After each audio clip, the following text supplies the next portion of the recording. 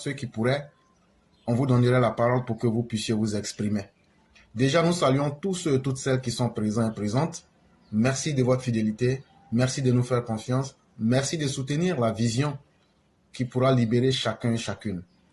Mesdames et messieurs, la première information, c'est un projet de loi relatif à l'extradition qui a été adopté en commission. Et donc, l'information est tirée de l'infoexpress.com et voici ce que le sujet nous dit. Le garde des Sceaux, ministre de la Justice et des Droits de l'Homme, Jean Sanson Cambilé, a présenté ce mardi 13 mars 2023 à l'hémicycle le projet de loi relatif à l'extradition aux députés membres de la Commission des Affaires Générales et Institutionnelles, en abrégé le KJ, ou si vous voulez le CAGI. Et donc, hier 12 mars 2024, le ministre de la Justice, M. Sanson Cambilé, a présenté un projet de loi relatif à l'extradition. Le projet de loi a été présenté quand on parle de l'hémicycle, on parle de l'Assemblée nationale. Ça veut dire que c'est la même chose. Donc, le ministre de la Justice est parti là-bas. Il y a une autre chambre, parce qu'il y a plusieurs commissions dans l'Assemblée nationale. Quand on parle de l'Assemblée nationale, pour beaucoup, ce sont les députés qui sont assis dans une salle, soit ils votent des lois ou pas, mais c'est un peu plus profond que ça, en fonction des compétences et en fonction des besoins et en fonction des intérêts. Il y a donc des différentes commissions qui sont là pour travailler, réfléchir sur certaines questions avant de pouvoir les mettre pour voter ou pas. Et donc, le ministre de la Justice, hier mardi, il a présenté un projet de loi. Un projet de loi, c'est quoi? Un projet de loi, c'est quelque chose que tu mets sur papier et tu te dis, ça là, si on applique ça dans nos lois là, ça va être bon. C'est ça qu'on appelle un projet de loi. Par exemple, les députés peuvent faire des propositions de loi. Le président peut faire une proposition de loi, et etc. Les citoyens, même aussi que vous êtes là, vous là, moi et puis vous là, on peut aussi faire proposition de loi. C'est-à-dire, on appelle notre député, on dit, viens. Quand il vient là, il dit, ah, on dit, il faut t'asseoir. On dit, depuis tu es là, tu as une fois proposé une loi, il dit, On dit, ok, comme toi tu n'arrives pas à proposer des lois là, bon, nous-mêmes les villageois là, les indigènes évolués, et les indigènes non évolués là, nous, on dit, regarde, il y a tel problème qui est là, aujourd'hui. Prenons un exemple des plus prosaïques. Prenons un exemple dans le vide. Aujourd'hui, par exemple, est-ce qu'on ne pourrait pas imposer la peine de mort, par exemple, en Côte d'Ivoire? C'est un exemple des plus sommaires que je prends, par exemple. Quand on regarde aujourd'hui la violence et aujourd'hui, comment notre frère a été tué à Marcory, les bandits qui sont sans cœur aujourd'hui, et nous-mêmes, la population, on dit, nous, on veut la peine de mort. Comme toi, tu es notre député là, il faut écrire, tu t'en vas déposer en commission.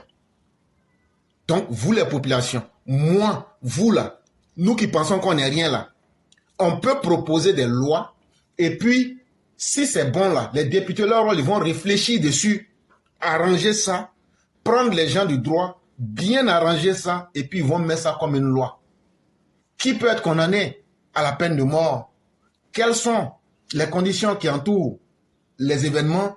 C'est à eux de décider de trouver tous ces paramètres-là et puis maintenant de faire passer la loi ou bien qu'elle ne passe pas. Ça, c'est une autre affaire. Et donc, Sanson Cambilé, étant ministre de la Justice, hier, il a trouvé que la loi de l'extradition de la Côte d'Ivoire, c'est une très vieille loi.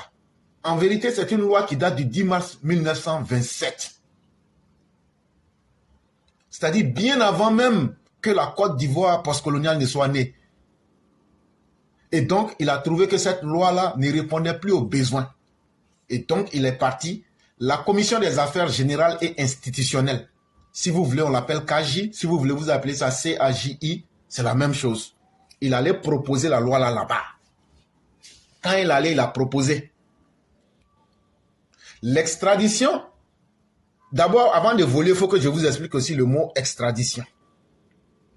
Extradition, ou ça vient du verbe extrader. Ne soyez pas effrayés, ça ne veut rien dire. Ça veut dire Camara Maïmouna, amiral blindé, Soule de Paris, Zouzou le Gongamba.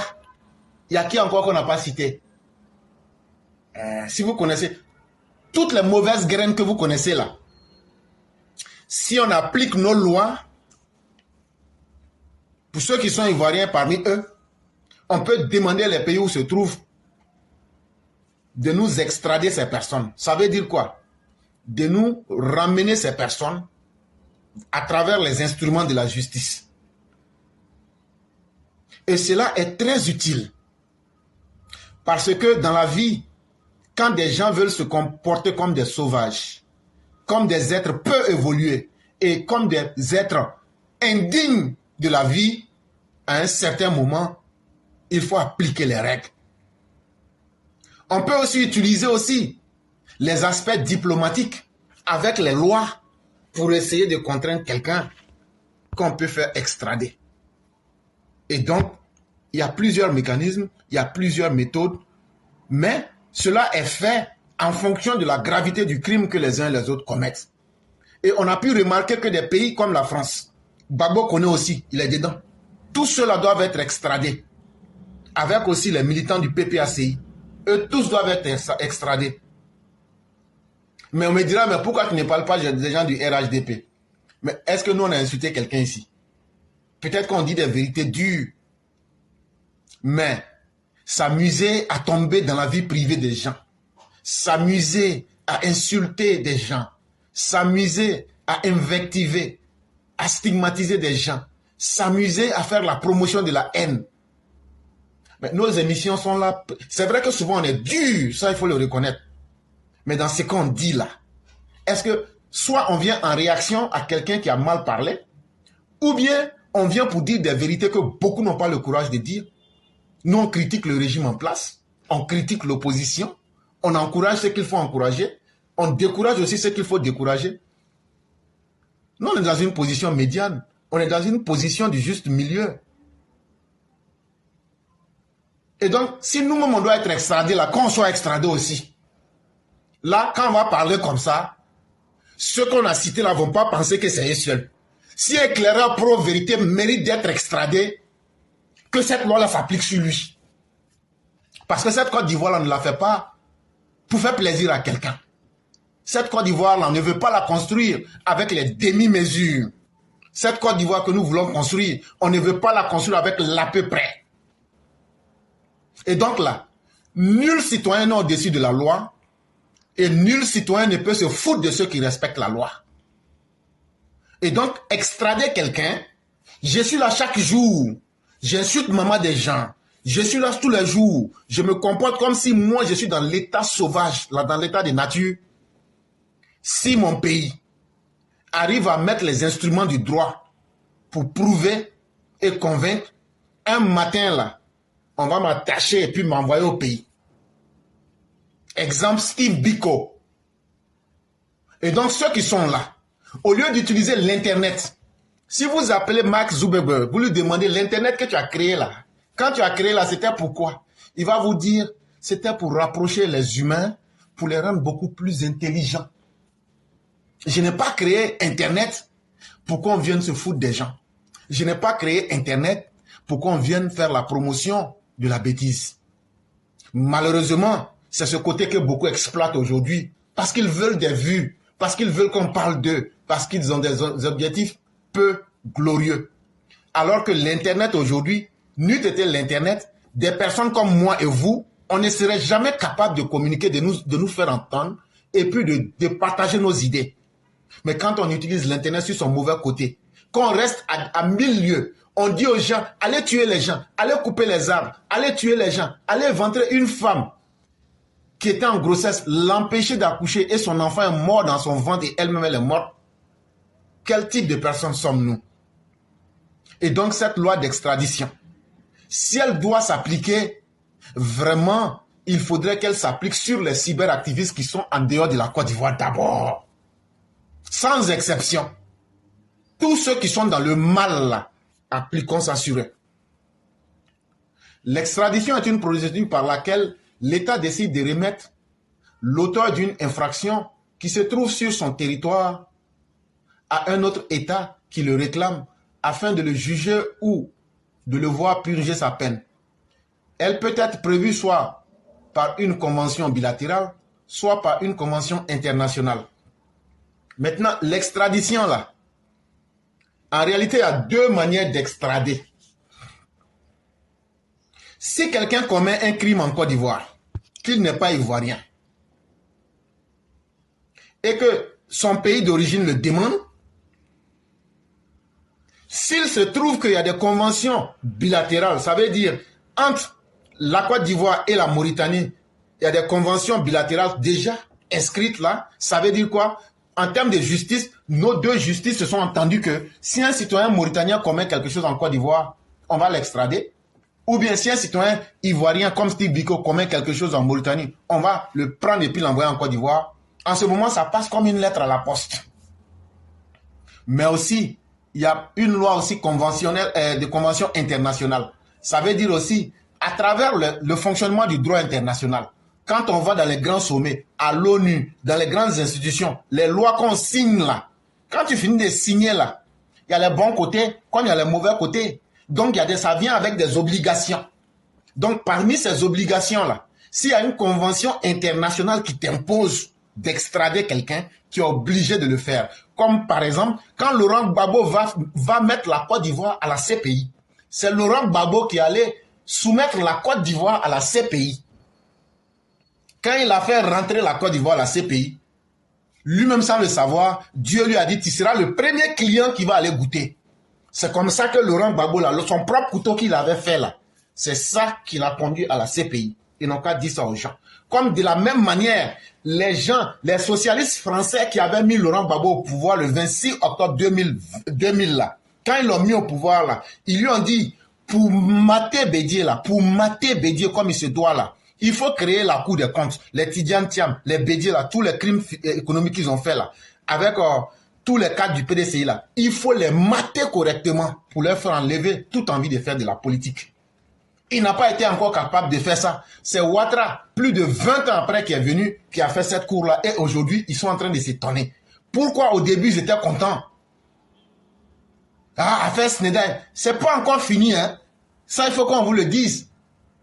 Ça va revenir sur vous aussi. Et donc, apprêtez-vous à bon attendeur, salut. Donc, extrader quelqu'un, pour expliquer simplement, on peut extrader quelqu'un qui est en Côte d'Ivoire vers son pays d'origine, comme on peut aussi extrader un Ivoirien d'un pays étranger pour l'amener en Côte d'Ivoire dans son pays. Et donc, à bon attendeur, salut. Et donc, vous allez me demander, mais est-ce que quelqu'un, il a la nationalité américaine, maintenant il est comme ci, il est comme ça? C'est très simple. Allez dans les articles. Généralement, si la personne est naturalisée, dans les textes des États-Unis ici, dans les textes de naturalisation, il est dit que vous ne serez jamais source de troubles vis-à-vis d'un pays. Mais aussi dans les questionnaires, on vous demande si vous aviez une fois participé à des actes de violence, encouragé à la violence ou demandé à ce qu'un gouvernement légalement établi soit démis par coup d'État. Il y a toutes ces règles-là qui existent. Ça est dedans. Et c'est pas parce que tu es devenu citoyen américain que tu vas fouler ça au pied et puis on va te laisser. Et donc je trouve que dans le cas de Maïmouna Kamara, dans le cas de ceux qui sont naturalisés en France, il y a une incapacité de l'État ivoirien à s'assumer. Le gouvernement ivoirien ne s'assume pas. Parce qu'au nom de ces règles-là, on peut proposer ça déjà aux dirigeants américains en utilisant l'ambassadeur qui est ici aux États-Unis pour lui dire, bon tiens, voilà les lois qui disent que un citoyen ivoirien qui est devenu américain, voilà comment il a fait pour devenir américain, et voilà les règles qu'il viole aujourd'hui, interpeller la personne pour qu'elle cesse, ou bien, en fonction de vos lois, en tout cas, prenez les sanctions qui vont avec. Et vous allez voir si ces personnes vont continuer à faire ça ou pas. Mais, est-ce qu'on peut extrader ces personnes-là? S'il n'y a pas de convention bilatérale, ce n'est pas possible. Et il est difficile, en fonction de la puissance qu'on a dans le monde, ne nous blaguons pas, disons la vérité, les grands pays là, pour extrader leurs citoyens, ce n'est pas toujours facile. Mais il y a une chance, il y a une fenêtre d'opportunité qui est là. Si la personne est naturalisée, il y a cette fenêtre d'opportunité que je viens de vous expliquer qu'on peut exploiter. en Côte d'Ivoire, en l'absence de convention particulière, le régime juridique de l'extradition est régi par la loi du 10 mars 1927 relative à l'extradition des étrangers. On dit en Côte d'Ivoire, puisqu'il y a l'absence d'une convention particulière, le régime qu'on utilise, c'est un régime qui est exclusivement, sinon, l'extradition des étrangers. C'est-à-dire, quand un étranger fait du mal en Côte d'Ivoire, c'est facile de l'extrader. Mais quand un Ivoirien commet une mauvaise action à l'extérieur, pour l'avoir, ce n'est pas facile. Et donc, je souhaite que dans cette nouvelle loi-là, on écrive clairement qu'on peut extrader les Ivoiriens. Parce que beaucoup s'étonnent. Mais pourquoi au Sénégal, on arrive à extrader les Sénégalais qui sont aux États-Unis ou autres, mais on n'arrive pas à extrader? Simplement parce que c'est aujourd'hui qu'on l'apprend. En Côte d'Ivoire, l'absence de convention particulière. Le régime juridique de l'extradition est régi par la loi du 10 mars 1927 relative à l'extradition des étrangers.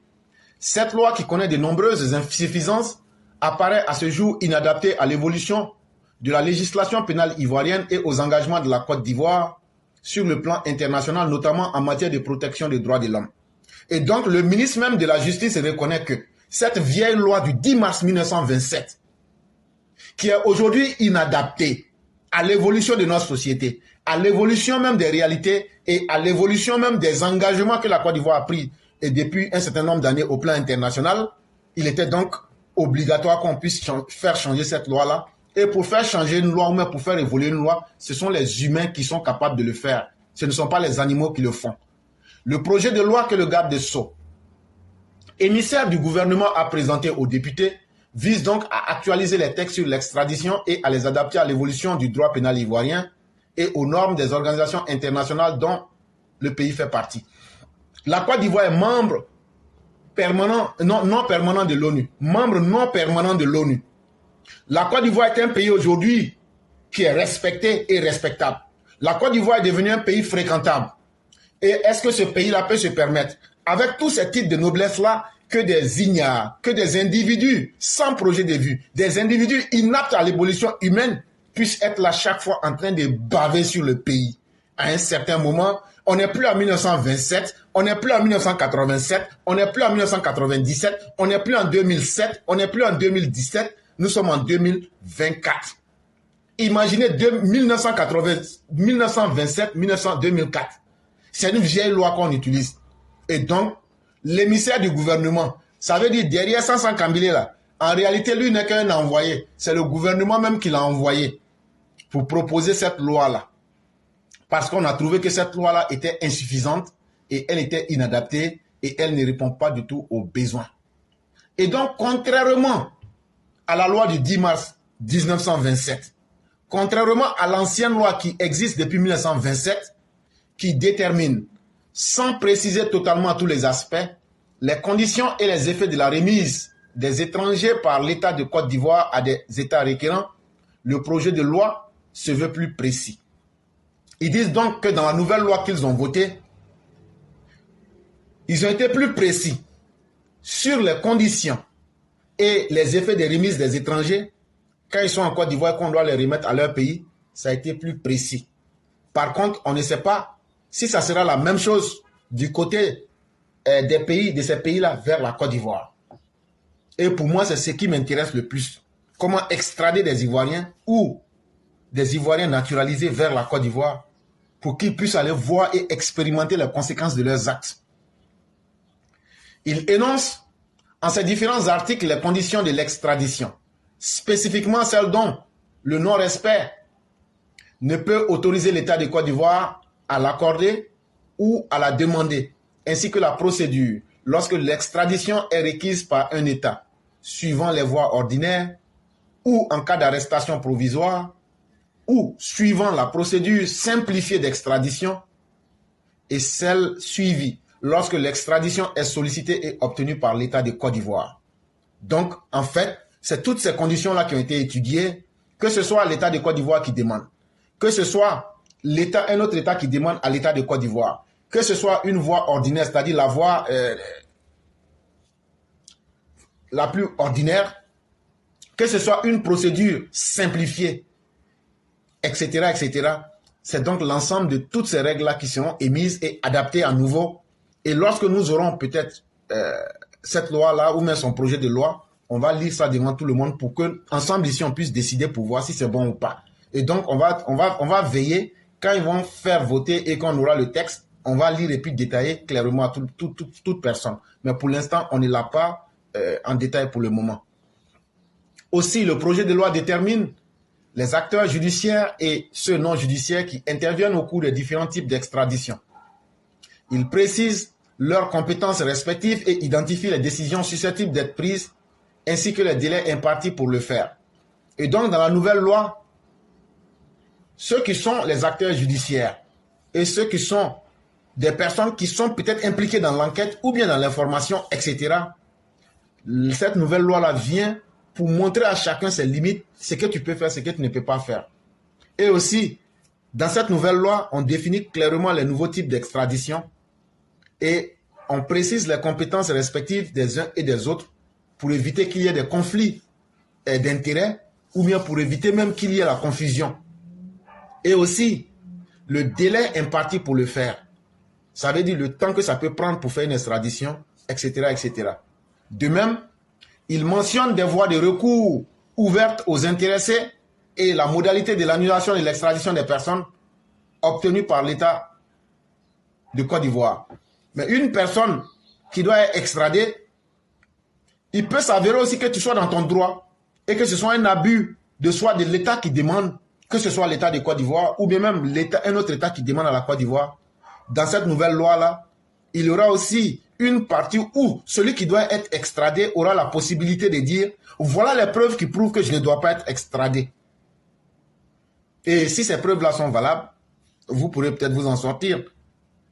Convaincu de la pertinence de ce projet de loi, qui vient abroger la loi du 10 mars 1927, les députés membres de la CAJ l'ont adopté à l'unanimité. Donc, la CAJ, là, je vous ai déjà dit, c'est la Commission des affaires générales et institutionnelles au sein de l'Assemblée nationale. Quand le projet de loi là est parti là-bas, là, hier, là, eux, ils ont voté ça à l'unanimité. Ça veut dire tout le monde a voté, on dit oui, c'est bon. Parce que la nouvelle, l'ancienne loi, là, on était en 1927, les choses ont trop évolué et il y a trop de failles. Et donc, on attend de voir que ce soit déposé réellement devant les députés, que ce soit voté et qu'on puisse rentrer dans les détails. Comme je l'ai dit, on n'a pas les détails en main. Et c'est hier que ça a été déposé, voté. Quand on aura la plénitude de l'information, on va venir détailler ici et puis voir ce que les uns et les autres en penseraient.